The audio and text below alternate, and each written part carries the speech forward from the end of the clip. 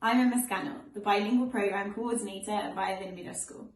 I've been teaching English for over 10 years. I've taught English to children in Vietnam, in Thailand and in Spain. I'm absolutely passionate about teaching children to effectively communicate in English, both through enhancing their oral skills, but also for them to enjoy English literature and to be able to communicate through the written word. After spending many years frustrated by how children in Spain are often taught to read and write in English, it's been great to develop and put into practice the Jolly Phonics method at Valle del Miro School. A phonetical method like this was how I was taught to read and write in English in school in England.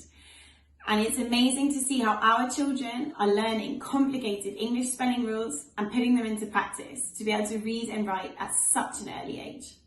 My own experience growing up as a child in the English culture and moving as an adult to Spain and living in the Spanish culture is a real example of Valle del Miro's bicultural program.